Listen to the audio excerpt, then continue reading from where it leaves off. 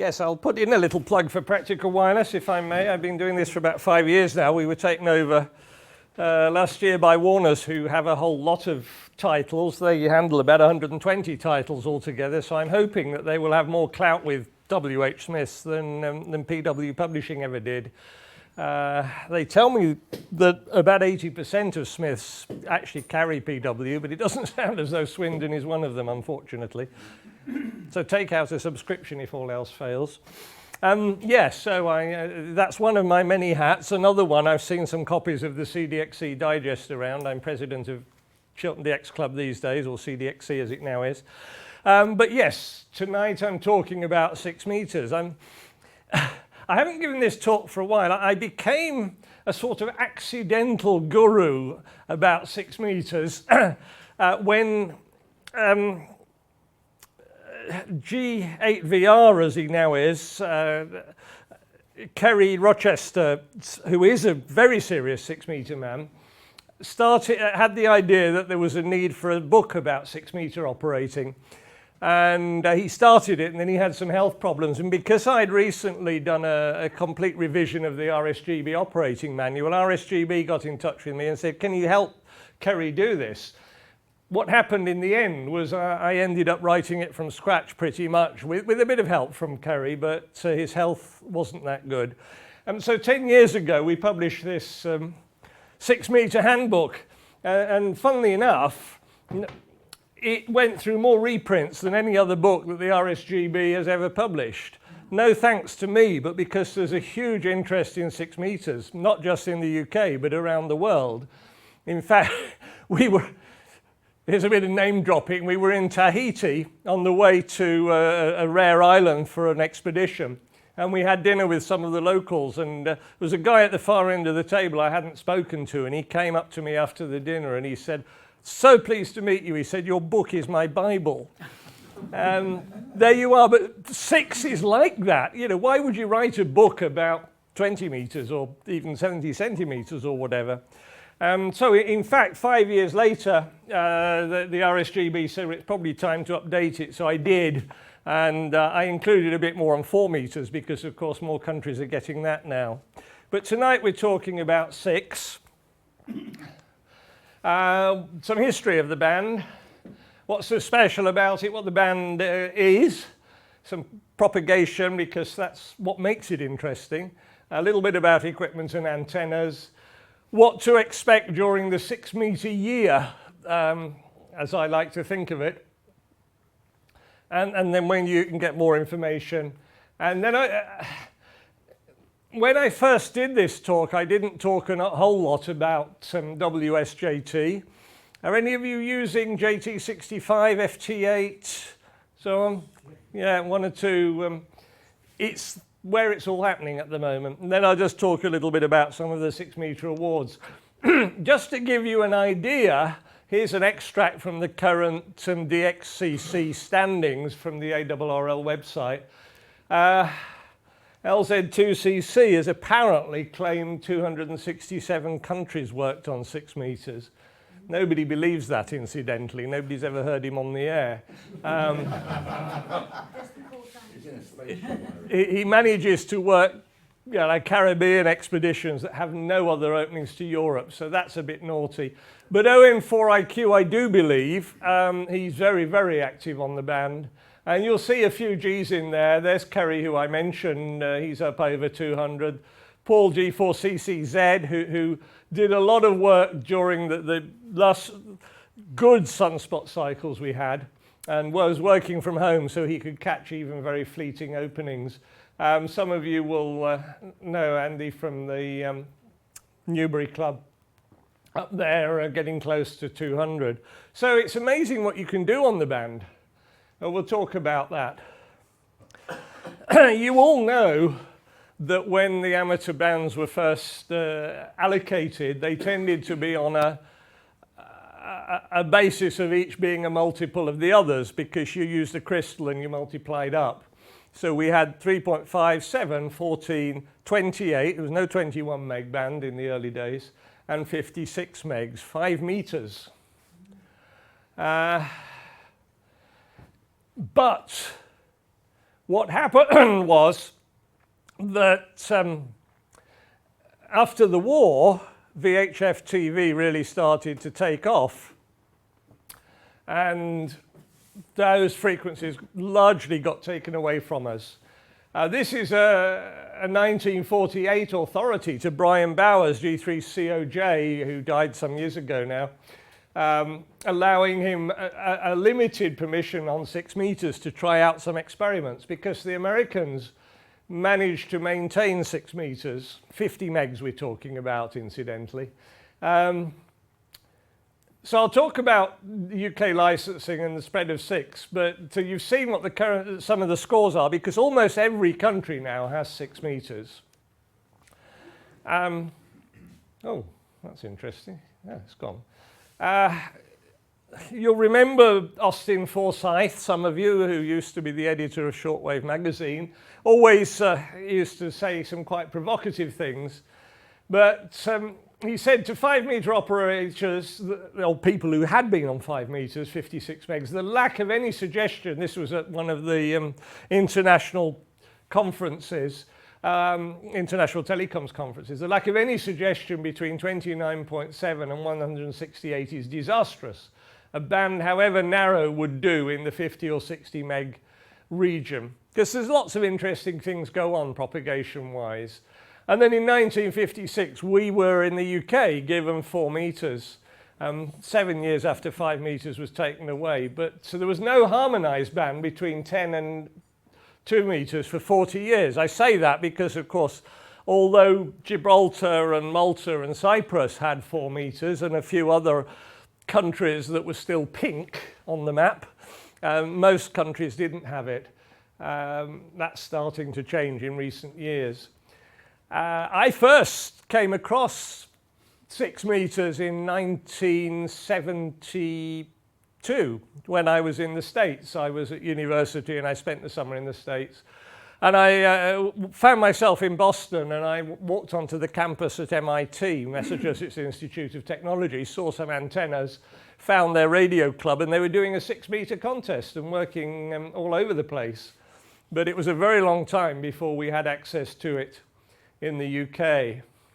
In 1957, there were some limited allocations for International Geophysical Year, not in the UK, but in a few parts of Europe. And a 6 meter beacon was licensed in '82. And so what people used to do was work crossband. I'd managed to do that. I remember, I think I worked into Israel. I was on 10 meters and he was on 6 meters, and that was quite common for a number of years that we used to do that. But in 1983, I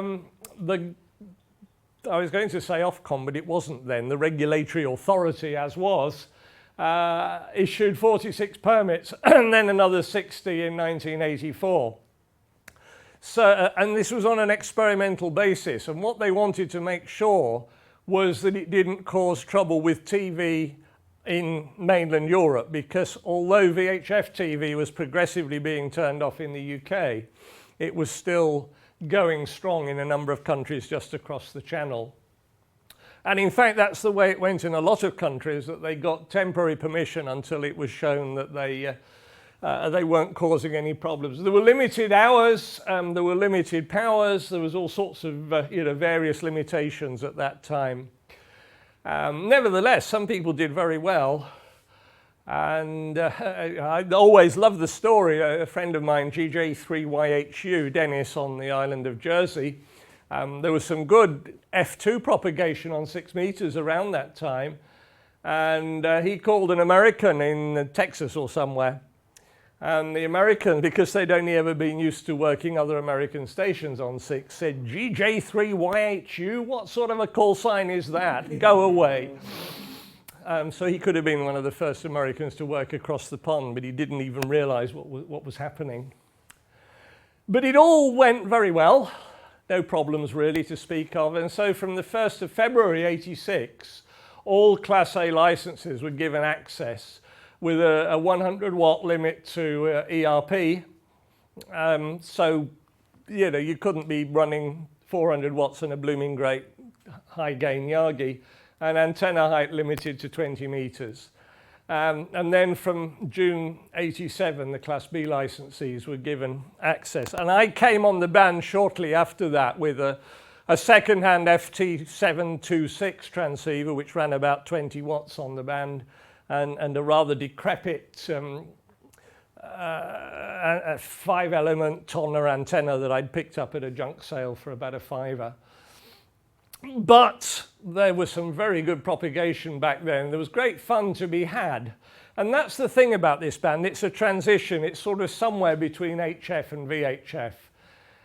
Sadly, we haven't really seen any F2 propagation on 6 meters this last sunspot cycle. But you could work some pretty good stuff in around 2001, for example. The previous cycle, I was working into the Far East and the near Pacific. The antennas and equipment are realistic for most people. The antennas are not that big. My 4-element 20-meter Yagi is a bit of a beast when it's up, but my 7-element 6-meter Yagi looks quite small in comparison. And of course, you can get away with a lot less than that. And most transceivers now do include the band and have done for a number of years, so that helps as well.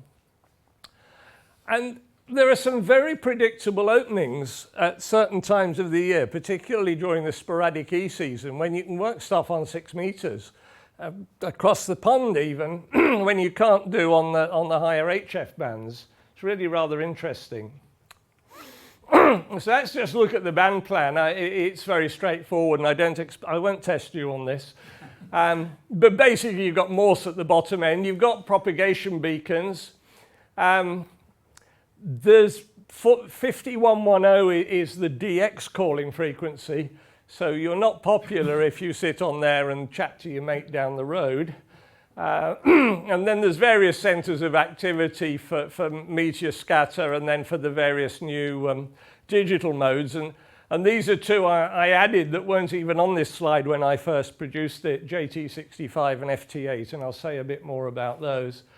As you go up the band, you've got internet voice gateways, you've got digital voice or allocations for that, and so on, and FM repeaters. There's all sorts of stuff on the band, but it's the bottom couple of 100 kilohertz where all the interesting long distance stuff happens.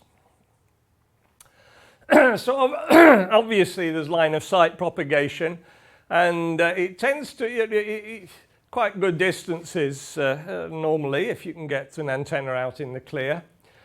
But more interestingly is when we have Sporadic E, when we have Aurora, when we have trans-equatorial propagation. Wonderful when we have F2 propagation. And we can watch out for the various beacons. We can watch for the indicators. There used to be still a lot of European TV programs. I was talking about that lower down around those sort of frequencies in the 40 meg sort of region. And if you started to receive those, there was a good chance that the Sporadic E would extend, or the MUF, when times were good, would extend up to 6 meters. But let's have a look. Sporadic E is a whole subject in its own right. And various people, including our own Jim Bacon, G3YLA, who's professionally a weatherman, have done a lot of work on what Sporadic E is all about. But for whatever reason, you get intense ionization of the E layer. Now remember, that's lower than the F layer. So the sort of distance you work with one hop on Sporadic E is up to about 1,000 miles or so. And you can see very clearly very often on these sort of maps, and there's various websites that produce these in real time from cluster spots and so on. You can see pretty much where the ionization is centralized. And what typically happens is that these clouds of ionization move around over Europe and then out elsewhere as the day goes on. And you might start by working into this part of the world and end up by working down into Spain, for example. So that's great. And what's more, the signals tend to be very loud indeed, a dipole and 10 or 20 watts, and you can work all over Europe when you've got a good Sporadic E opening. When does that happen? Typically from about mid-May until probably August, even into September. And you get some winter ease as well sometimes in December, January time. But you'll get it on 10 and 12 meters as well, but 6 meters, very reliable, day in, day out, for hours at a time. But it is sporadic, it moves around, and it can be frustrating. You'll hear somebody at S9 1 minute and they're gone the next minute. So a typical DXQSO will be just an exchange of signal report, maybe your QTH locator square, and that's about it. But more interesting is when you get multi-hop. And here's an example where you've got intermediate reflections across the pond. And this was an actual case where you've got some stations here, the reporting working stations here. And if you plot them, you can see. And we'd probably be working folk here if there was any land for them to operate from.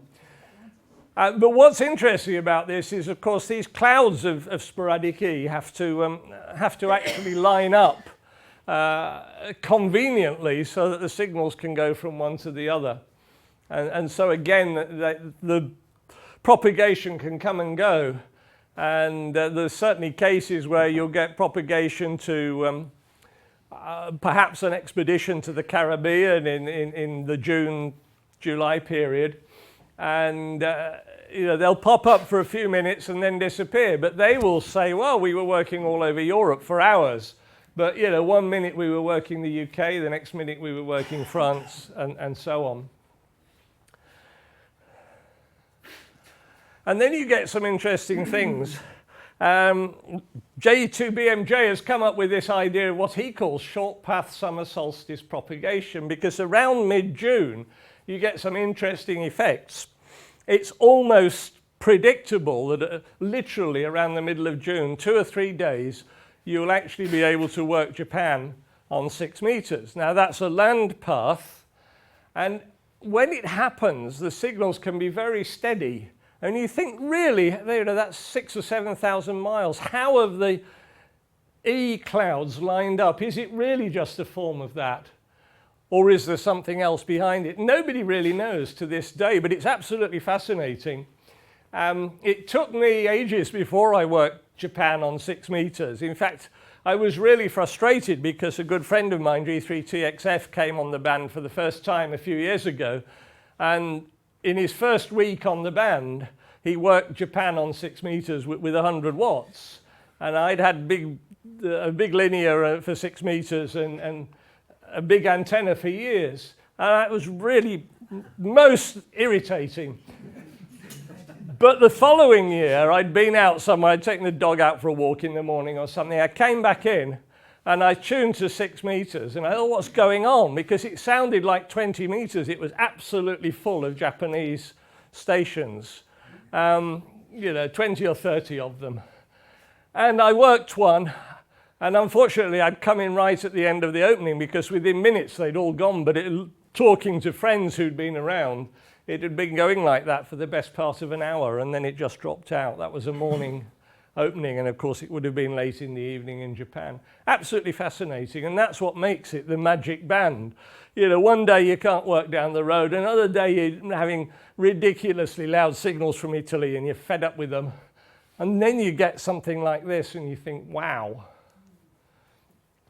The other sort of propagation that's really interesting on 6 is TEP, trans-equatorial, because of course with the intense ionization that you get from the sun over the equator, that can create a much higher usable frequency over the equatorial area than you would get further north or south. And particularly stations in Italy, Greece and so on find it so much easier to work north-south than we do.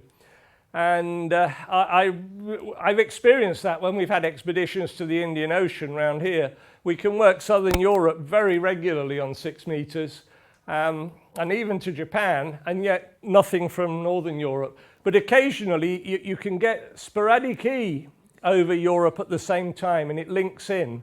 And that's, again, one of the interesting things about 6 meters, because you get a combination of propagation modes enabling you to get much further than you might otherwise do. And again, you've got to be there at the right time, but it's magic when it happens. The geomagnetic equator is slightly different to the geographic equator. And PY5CC was one of the most successful 6-meter operators, lived just conveniently south down here in Brazil, and could work into Europe and North America for much of the summer season. And very loud signals from him at times. So that's another of the methods. If you work 2 meters, you've probably come across auroral signals. You get them on 6 as well. So when you get a strong aurora, you can get reflections off that. Oops, sorry. So instead of beaming directly to this guy down here in Italy or wherever, you beam up towards the auroral front and the signals bounce back. But because this is very unstable, the ionization due to the aurora is all over the place, the signals can be very, very distorted. It's almost impossible to copy SSB when it's being reflected off the aurora. Some of you will have heard it. I've had SSB contacts via the aurora, but they sound very, very strange indeed, and Morse tends to be more successful. So we've got a whole lot of propagation mechanisms that we can use, and that's the fun of it. You learn a lot in the process. You wait for the lineup of TEP and Sporadic E, or you wait for a number of Sporadic E clouds to line up across the Atlantic or whatever. Tends to happen somewhere around the 4th of July each year, very conveniently for the Americans who are all on holiday there. You can often get a midnight opening on 6 meters to the States, and quite good signals for a long period. It often is that sort of time of day, quite late in the evening.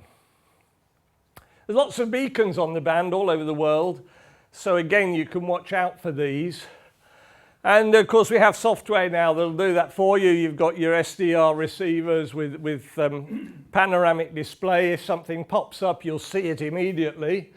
You can watch as the MUF goes up. You know, watch for Sporadic E on 10 meters and see if it goes up to 6. If you're lucky, it'll go right up to 2 meters, of course.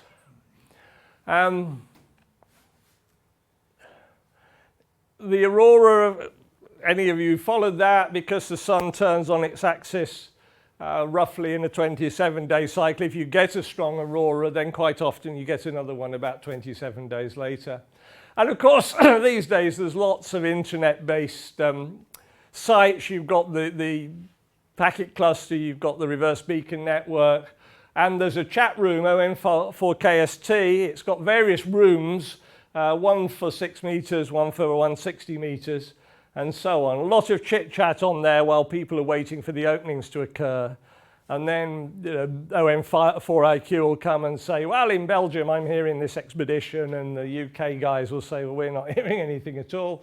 But they just sit there and wait for it to happen.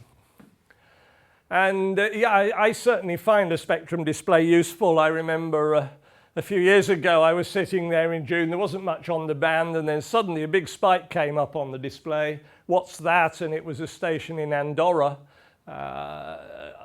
That was very loud, and I got in there before anybody else had spotted that he was around. So that was quite a rare one, of course. So let's just talk about antennas and equipment. It does very much depend on what you want to do. I said to you that for single hop Sporadic E, the signals can be very, very loud indeed. 100 watts and a small Yagi, or this. One of the guys who contributed to my book, he sent me this picture, just a dipole, but you know, in the clear, he could do very, very well with that. But you're not going to probably work Japan with that, although you might these days if you use one of the digital modes. And typically in the past, we would have used a transverter. There were some 6-meter rigs, but you'd have probably used something like an HF rig and a transverter. For a long time, I used an FT1000 Mark V, the Yaesu radio, with their FTV 1000 transverter, which put out 100 watts on 6 meters. But most radios these days, with the improvement in semiconductor devices, come with 6 meters as part and parcel. And in fact, I'm now using generally one of the new ICOM IC7300s, and that has 6 meters and 4 meters. But the sky's the limit. I mean, literally, I'll show you some big stations, but this is what was being advertised back in the 60s, where, long before we got 6 meters, but what was available in the States. There were various little radios, or bigger ones, or homebrew ones. But if you want to be a big gun, it's a case of a high-grade transceiver or transverter. I mean, anything these days will do. I used an FT5000 for a long time. You really want plenty of power. 400 watts at the antenna, remember, is what we're allowed. And your coax could be quite lossy, although you don't want lossy coax because you want to hear things as well as, you can overcome the loss on the transmit side by having more power. You can't overcome the loss on the receive side. In the extreme, you might need a masthead preamp to overcome some of the loss in the on the receive side, but that's a so-and-so because you've got to be able to switch that remotely. You don't want to put 400 watts up that. Typically a long boom Yagi. A lot of work's been done in recent years to improve Yagi design. Justin G0KSC has done a lot. He's the Innov antennas man and has come up with all his LFA designs, loop-fed array designs, which are supposed to be low noise. And yes, attention to coaxial cable. Don't use RG58 or something. You don't even dream of doing that. Something reasonably decent. Look at what the losses are on 50 megs. My cable run is not unusual, but it comes out of the shack, goes the length of the house, and then up a 20-meter tower, 60-foot Versa tower. So you're talking 40 or 50 meters of feeder to the antenna. So you don't want it to be lossy. Ideally live on the coast. Perhaps down in Cornwall seems to work incredibly well, near the sea. The guys down there are working the Caribbean for hours at a time when I can't hear anything. But this is the sort of setup. You've all got this at home, of course. This was Mike, G3XTT, the owner of Nevada Electronics some years ago. He hasn't actually got it up at the moment, but a nice stack. That brings the angle of the signal down. It's going straight towards the horizon. It's not being wasted.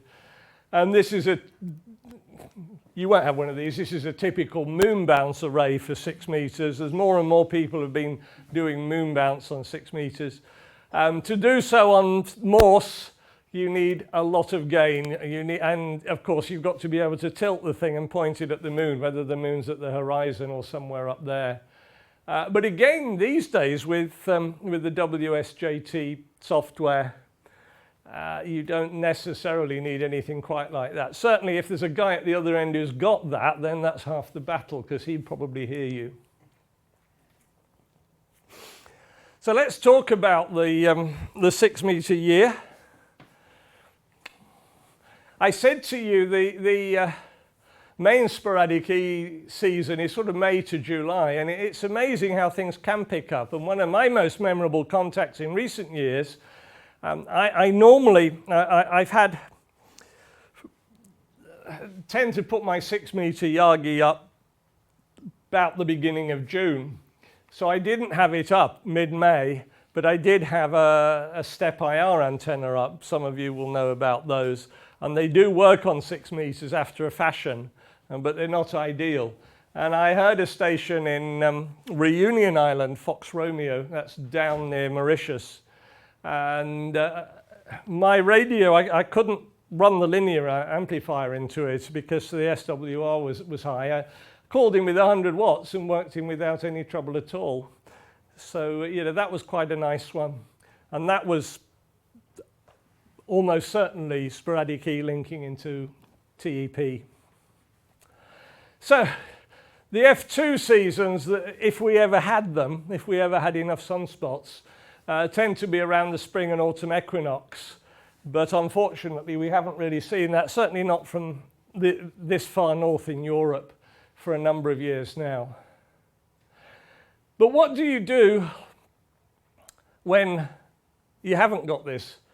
Do you take up golf for the rest of the year or tiddlywinks or something? Well, no, you don't have to, because you can work DX via Meteor Scatter, or if you must, via the moon.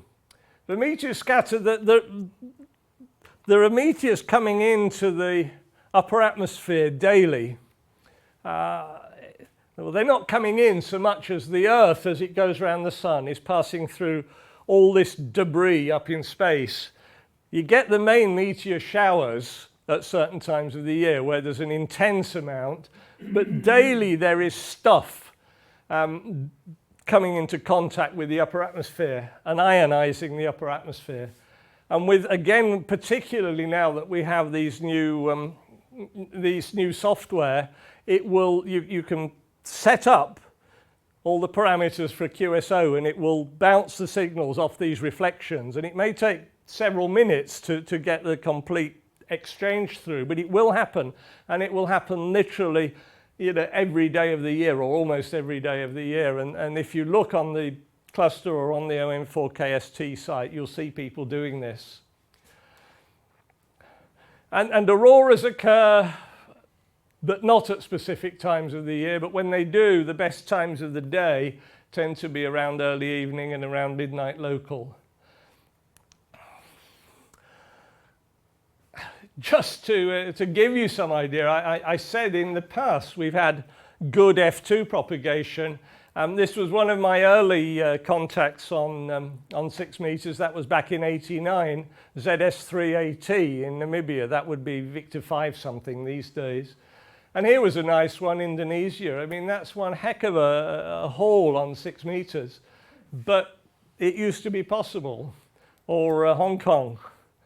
And this one I particularly enjoyed because, and you can see, it gave me a 5 and 5 report, so Western Australia. The other end of Australia would have been tougher. But some of you may remember David G3FPQ. He's a silent key now, but he was a very big signal on 6 meters. And I beat David to that one, so I was particularly pleased. But I think, again, it was because I was benefiting from the propagation more than he was. It really can be quite localized. So obviously there are good opportunities to work new countries, new squares, whatever, when expeditions or contests take place. Yes, there are 6 meter activity contests, just as there are 2 meter and 70 SEM activity contests right through the year. But the main international contests for 6 meters are scheduled for the peak E's season. So the UK 6 meter group contest takes place during the Sporadic E season. And a number of expeditions will be scheduled specifically for 6 meters, and again they will take place. W6JKV, a big 6 meter man, used to go every year to the Caribbean, to somewhere that he would do his research, see what was most wanted in Europe, and he would go to an island in the Caribbean, June, July, find himself a nice spot on a cliff top with a good seawater takeoff towards Europe. And he very reliable, being able to work him when he did that. It's not so easy often to work the locals in these places because often they live in town. And town is often by the local harbour, and that means they're probably down at sea level with a really great mountain between them and everywhere else. But an expedition will make an effort to find somewhere that's easier to work. And here's a typical one, PJ7, St. Martin in the Caribbean. And you can see they've picked a spot, they've obviously rented a villa, nice seawater takeoff. Now this is one we did. This was the 3B9C expedition. It wasn't geared to 6 meters. We were there as an HF expedition, so we'd actually gone at a different time of the year. So we wanted to make an effort on 6, and we put up this stack of 2 6-element Yagis, again by the sea, and we had a nice big amplifier. And we had some nice openings, TEP again, to Japan and South Europe. But we did work into Sweden via the moon with that. And absolutely astonishing to hear the signals coming back via the moon on 6 meters. But unfortunately, we only made 1 or 2 contacts that way, but it was very satisfying, albeit a lot of effort, a lot of kit to take to be able to do that. Now, sources of information. Well, I'll show you an extract from their website in a moment, but the UK 6 meter group, it's an international group, but it was started in the UK, but it does have members all over. Has a very good magazine reporting on 6 meter activities, reviewing kit that's specific to 6 meters, antennas, test equipment and so on. And they have a very good website. Obviously, that you can see what's happening on the band at any given time in real time on the DX cluster. And nowadays, of course, with the reverse beacon network, you're not waiting for somebody to actually hear a signal on Morse, at least, or on the data modes. It's picked up by any number of unmanned automatic receivers around the world and reported on the RBN. Absolutely amazing facility. If any of you use it, it's really remarkable. On HF, I find it very interesting. I can put out a CQ call and you can immediately see that you're being picked up in the States or around Europe or whatever. And I've mentioned a couple of times the ON4 KST chat room. I get my news of upcoming expeditions via the Daily DX. That's literally what it says. If you don't know it, it's a daily email of announced expeditions and what's going on the bands. Not just for 6 meters, but for all the bands. But it's always nice to know so that you can schedule your holidays to be around when there's an expedition on or so on. And the number of key 6 meter operators, as you'd expect these days, have websites. W7GJ, who's been off to various Pacific and other exotic places, activating 6 meters via the moon, is one. He has a good website and he does some great stuff. The reason he got into moon bounce operation on 6 meters is that he lives right in the middle of the US landmass and quite a long way north, and really does not see very much of some of the propagation mechanisms that I've talked about. So his solution for getting his totals up on 6 meters was to go via the moon, and he's got the space living in the middle of nowhere in the Midwest. And of course, what you can do these days, and again, all the technology is our friend. I have an app on my phone, DX Alert, and if there's an expedition coming up, I can say if this one is reported on any of the clusters or anything on 6 meters by a European, because it's no good if it's just being heard in the States, for example, then send me a message, send me an email or a text or whatever, and it will do, and let me know, and then straight into the shack, hopefully, and catch it.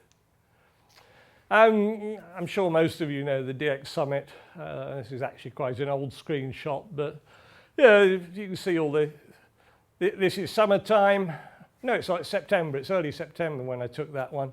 But you can see there's quite a lot of activity, quite a bit on 230, which was the JT6M frequency at that time for Meteor Scatter. You can see they've put MS in the brackets to show it's Meteor Scatter. This is Tropo. This is Ease. You've got a little bit of everything going on as it happens. So some quite useful information there. And the 6 meter group website, they revamped it a few years ago, and it's very, very good because it brings those spots off the cluster along with the recent messages on the OM4KST chat room, along with the map so that you can immediately see some of the paths that are being worked. It's all there. It's all there in one place. So a very, very useful facility. Here's the OM4KST chat room. Again, a map that's producing in real time, red lines showing where stations are being reported working each other. There's the chat over there. Here's cluster spots here, and you can see who's actually connected to it at any one time. So let's talk about weak signal working. What you do when there's no sporadic E or F2. Well, you can try Meteor Scatter. I talked about that a bit. I've talked about moon bounce. And increasingly over the last couple of years, JT65 and FT8. WSJT stands for weak signal by K1JT, Joe Taylor. He is a Nobel laureate. You've probably heard of him, many of you. He developed software for pulling weak signals out on a very noisy band. The weak signals he was looking for were quasars. They were coming from a little bit further away than the Caribbean. But that made him a little bit of an expert on pulling weak signals out from under the noise. And that's how the software works. You literally can't hear the signals. They can be minus 20 dBs compared with the ambient noise, but by integrating those signals over a period of time, you can recover them from under the noise. Here's the early WSJT software. W7GJ, who I mentioned just now, the guy who lives in the deepest Midwest, working my good friend Chris ZS6EZ in Pretoria, South Africa, via the moon. And the software brings up all the moon parameters that you need to know, azimuth and elevation for your location and so on. And it automatically handles the QSO for you. You won't hear anything, almost certainly. But it satisfies the requirements, at least for DXCC awards and so on, because a two-way exchange hopefully will take place. So last year, JT65 was very widely used for terrestrial QSOs. During the 6 meter season, my son and I had a few days in Crete, and we visited an active amateur there who is a big 6 meter man, and he was explaining to us that he'd made about 1,000 Japanese contacts during the season last year using JT65. Now JT65, it takes several minutes to complete a QSO, but it is recovering these signals potentially from well under the noise level. Something like down to minus 24 dBs relative to the noise. I saw some figures the other day and I can't find where I saw them, but I think they were around this sort. So SSB, signal needs to be above the noise level really to copy it. A good CW operator can hear and copy signals that are somewhere around or just below the noise level. But JT64 the 65 takes it to a whole different ball game. 20 dBs difference or so. What's that? What do you have to do to get that? That's that's 1,000 times the power. You're going to need to run 10 kilowatts and a umpteen element antenna. But you have the same effect with this, running maybe 100 watts and a very modest antenna. FT8 was introduced last year experimentally. It's not quite so good in terms of pulling the signals out from the very lowest, but a QSO completes in just a minute or so because each transmission is just 15 seconds, as against about a minute for each transmission with this one. So basically your computer sends a 15-second message, it then waits to see if there's a reply, then it goes back, sends a signal report, and then there's a final 73s at the end. So it's all over fairly quickly, all being well. And it really is astonishing that it has lots of advantages in that sense, that if you've got a modest station, you can work stuff on there. It's being used increasingly on 2 meters, as our PW VHF columnist has been reporting for the last couple of months. What worries me is that everybody ends up on this and nobody's having traditional contacts anymore. They're all sitting in the same little part of the band and the rest of the band is empty. But we'll see what happens. Maybe the novelty will wear off, but at the moment it's where it's all happening. Thought I'd show you this. It's not every day I get to meet a Nobel Prize winner, but so when I caught Joe at the Visalia convention in America a few years ago, I got my photo taken with him. Here's the FT8 screen in WSJT. As you see, signals coming down on the waterfall up here, and then the various colours tell you different things.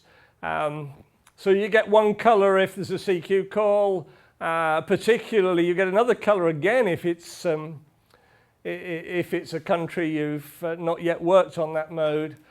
When you actually make a QSO, while that's in progress, all the exchanges are coming up in red. You can change the colour scheme, obviously. Well, that's actually JT9. It's exactly the same for FT8. They're quite a powerful thing. I've been using it on HF. I haven't used it on 6 meters yet, but I surely will be doing during the season, just to see what I can work, because people last year were working stuff that I missed out on because they were already certainly on JT65, and this year, as I say, it will be FT8. What do you chase on 6 meters? Well, for me, it's largely still chasing countries, because that's what I do on the HF bands, and I chase the DXCC challenge, which is how many countries you've worked on all the bands 160 through to 6 meters inclusive. But a lot of the VHFers are more interested in chasing squares, and you're all familiar with those, I'm sure, Maidenhead squares as they tend to be called, because they were devised during an IARU conference in Maidenhead. But there are other things, and there are awards for working other stuff on VHF as well, of course, whether it be islands or whatever. There was my 6 meter certificate issued back for 100 countries on 6 meters, issued back in 2002. So, and it was number 522. I'm sure there have literally been thousands issued by now. So what can we expect over the next few years? I think we'll see more expeditions using 6 meters, and if they're going out of season, they'll be using EME, using the WSJT software. I think we're going to see the regular use of FT8, so that if an opening is only marginal, they can still make contacts. I hope they will still go back to SSB or CW when the opening is good, because it's still going to be a faster way of making contacts. I don't think we're going to see enough sunspots over the next few years to see those F2 openings to Australia or the Far East, but keep our fingers crossed.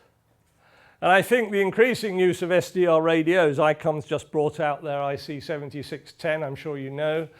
We reviewed it last month in PW, very nice bit of kit. You know, although those are going to make it easier to monitor beacons, spot openings, and so on. Right, 50 minutes or so in, that's enough. Any questions? Just right, you mentioned reverse beacon network, which I use a lot on HFCW. Yeah. Do you know what it's like on 6 meters? Are there many receive points? Do you know?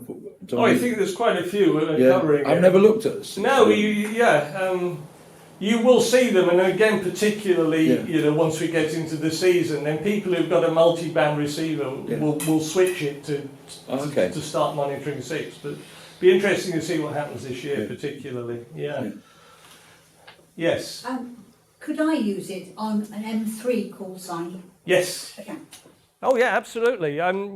No, when I said, for example, that all those years ago, first it was the Class A licensees, then it was Class B, but now everybody can use it, albeit within the power restrictions that you have. But yes, absolutely. Yes. Yeah, propagation sounds absolutely exciting. What about daily sort of line of sight QSOs, things like that? Does that happen? Oh yes, no, very much so, yeah.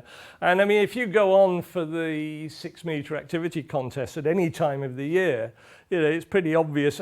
Some people go on hilltops and sort of just to extend the range. So there's lots of activity, and you'll work around much of the UK, even in flat conditions on SSB or CW. Oh yeah, very much so. Anything else? No. I used to use 6 meters a lot back in the day. Yeah. Last year, as an example, I just had 7300, about 25 watts to a diamond collinear. Yep. In Iceland. Yes. Quite easily, it's so achievable. It is, and interesting you mention Iceland, because there's a guy up there who's a complete nutcase. Yeah. You know him. If you look on his website, he's got a truck. Yeah. He tows a huge, great generator. He's got this huge, great truck with, as you do on Iceland, big tyres on it. And he goes, because there's several locator squares in different parts of Iceland, so he tends to go around them and puts up this huge, great array, lots of power, and he is very workable, as you say, even with a fairly modest setup. Back in the day, for me, it was FT290 Mark II with a transfer. Yeah, absolutely. And a good example, and it's reported, I think I reported in the book, years ago when Market Reef came on 6 meters for the first time. That was OJ0 as it now is. It was OH0M there. It's between Sweden and Finland, and hadn't been worked. And all the 6 meter guys were dead keen to work it. And they heard the guy, this expedition on 10 meters or something, and said, come on, 6 meters. Oh, no, we've got no antenna. It doesn't matter, just come on. and the propagation was there. They just loaded up a 20-meter dipole or something and worked into the UK. Yeah. Yes, we're going to Sweden in August. Take the rig. Take the radio. We've got a mobile home, so we've probably put an antenna on the roof. There you go. Is it still like a light We've got switch? that one, haven't we? Switching on and off? Yeah. That's what I used to remember it as. Yeah, no, A challenge. It's sporadic. Yeah. And I mean, I had, a few years ago, a good example. I'd not worked for U1ITU. This is the station at the ITU building in Geneva, but it counts as a separate country. And a couple of my friends were there for a conference. And they came on, and they were really weak, and I was getting nowhere. And eventually, I worked them only because they recognised my call sign. And that was it was PB2T Hans who was operating, and sat next to him was Colin G3PSM, and he was on email to me, and he said, "Well, we've worked you, but not used to you being so weak." But within 5 minutes, they were S9, and I worked them again. I think the first one was on Morse, and the second one was a S9 plus on sideband, because that's what happens. It's, as you say, literally sort of on and off. Yeah. If when we do go to Sweden, which we will do we need to have a different call sign, or can we use our own? No, we'll have to look it up. Oh, Well, so if you haven't been, you will. No. Sweden is part of the CEPT. So if you have a full UK license, then I would be SM whatever. Depends where you are in Sweden, SM1 or SM0. Stroke G3XTT. You cannot automatically, unfortunately, operate from Sweden with a foundation license. But we are on the beach Yeah. when we get there. Right. Yeah, so it depends on the country as to whether they will accept a foundation. But it's automatic with a full license within the CEPT. I've operated from Sweden, from a club station. I haven't taken any kit there, but was hosted by one of the clubs once, just to be able to say I'd done it, racked up about 50 contacts, just to say. That was on my way to Market Reef, incidentally, for a little expedition for the Islands on the Air contest. Okay, thank you. Thank you. Thank you very much.